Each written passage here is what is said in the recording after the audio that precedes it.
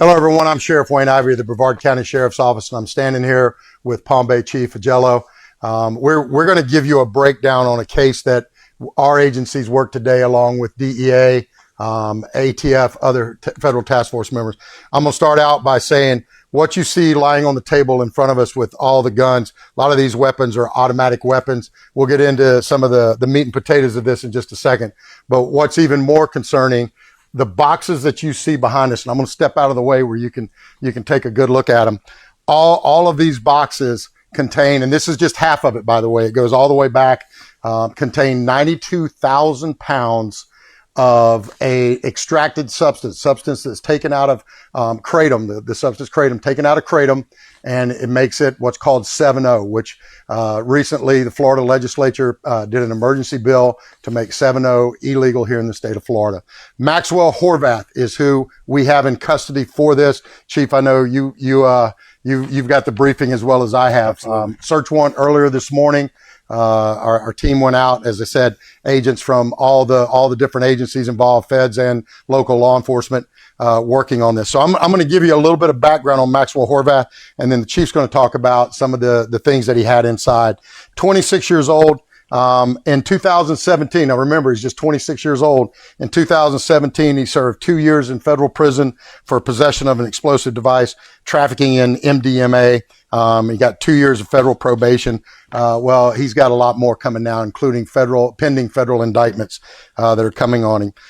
Chief, if you'll talk a little bit about the explosive stuff they found in the warehouse. I appreciate it. Great collaboration, as you mentioned, by all agencies and departments involved. But yeah, so for example, improvised explosive devices, 5 IEDs were located on this property where the warrant was initiated at. Not to mention grenade simulators and 50 pounds of precursor chemicals to make explosives. So we're not just talking about drugs. We're not just talking about, illegal substances out in the streets. We're talking about explosive devices, things that the military are utilizing and other countries are utilizing all over the world to take out populations of people. I said, this is terrorist activities across the board. When you look at the explosive devices, as the chief said, 50 pounds. In addition to that, and I'm gonna read it off: 12 rifles, 1 short-barreled rifle, 17 pistols, 3 shotguns, 1 revolver, 2 fully automatic submachine guns, 3 suppressors, and thousands of rounds of ammunition. And then, as I said, on top of that, 92,000 pounds. From everything that we can tell from our federal partners, this is the largest seizure of this kind in the country. Nobody's ever been able to do this. As I said, Florida recently passed an emergency law making the 7.0 substance, the derivative of the Kratom, making it illegal. The best part of this is Horvath knows it's illegal. Yep. But thinks he's circumventing the system. He actually runs a business called Overseas Organics, and he thinks that because you go there and make a purchase, or you make a purchase online and he ships it out of the state of Florida, he's not violating the law. Well, trick or treat. He is. Not only is he violating the law for that, but all the weapons, all the explosive devices, everything else that he has is going to land him in prison for the rest of his life. Now, back in September, our agents worked together, made buys from Horvath. He actually even gave him a tour of his business. I mean, he's proud of his business. And you're seeing in some of the film that we're rolling now for you, the business. This thing looked like Breaking Bad on steroids is what it looked like. He had it lined up with all sorts of different chambers and rooms and sterile environments, everything else. And they were taking it, extracting it, putting it in compressing machines. As I said, his company would ship it out. And he would, even if you went there and made the purchase, he would tell you he's got to ship it to somebody in another state, because that way he thought it made it legal. Well, it didn't. All right. And he's in custody. We're still putting all the charges on him.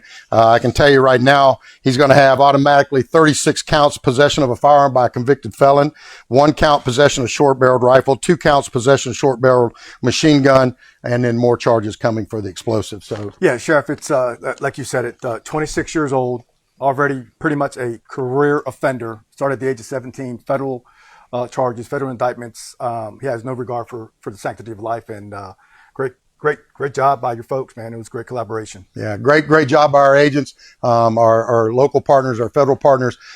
Folks, this is what danger looks like right here.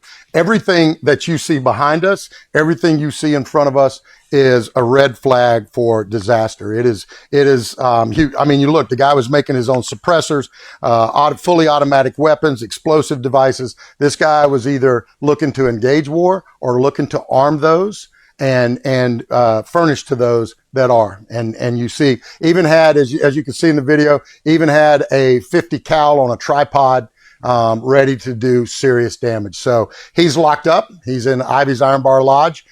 He's going to stay there. As I said, he's got pending federal indictments. Those indictments will make sure that he spends the rest of his life right where he deserves, and that's in prison. But great job by all of our team.